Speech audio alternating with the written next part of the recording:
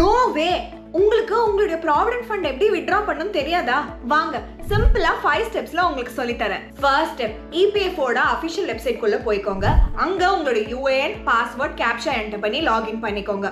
ரெண்டாவது step, manage குள்ள KYC click பண்ணுங்க. உங்களுடைய KYC வெரிஃபை ஆயிடுச்சுன்னு பாத்துக்கோங்க. வெரிஃபை ஆகலனா இமிடியேட்டா வெரிஃபை பண்ணுங்க. மூணாவது ஸ்டெப், ஆன்லைன் சர்வீசஸ் குள்ள போய்ட்டு claim அப்படிங்கறத சூஸ் பண்ணுங்க. இந்த இடத்துல உங்களுடைய பேங்க் டீடைல்ஸ் எல்லாத்தையும் என்டர் பண்ணி வெரிஃபை பண்ணுங்க.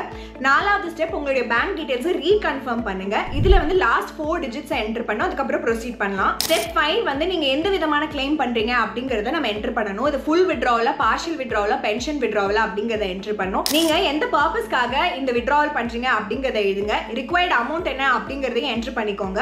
அதுக்கு அப்புறமா அப்ரூவலுக்கு தேவை இருக்கிற டாக்குமெண்ட்ஸ் எல்லாத்தையுமே அப்லோட் பண்ணிக்கோங்க. அதுக்கு அப்புறம் எஸ் அப்படிங்கறத கிளிக் பண்ணுங்க. டர்ம்ஸ் அண்ட் கண்டிஷன்ஸையும் அக்செப்ட் பண்ணுங்க. நீங்க 5 வருஷத்துக்கு முன்னாடி 50,000 ரூபாய்க்கு மேல withdraw பண்றீங்க அப்படினா 10% TDS வந்து டிடெக்ட் பண்ணுவாங்க. இத நீங்க எப்படி வந்து அவாய்ட் பண்ணலாம்னா 15G இல்லனா 15H EPF போர்ட்டல்ல சப்மிட் பண்றது மூலமா. இந்த ஸ்டெப்ஸ் எல்லாத்தையும் ஃபாலோ பண்ணீங்கன்னா எந்த பிரச்சனையும் இல்லாம ஈஸியா உங்களுடைய PF அமௌண்ட்டை வித்ட்ரா பண்ணிக்கலாம். இந்த ஸ்டெப்ஸ் எல்லாம் ஃபாலோ பண்ண இன்னும் கொஞ்சம் உதவிகள் வேணுமா? அப்ப PF அப்படின்னு கமெண்ட் செக்ஷன்ல கமெண்ட் பண்ணிருங்க.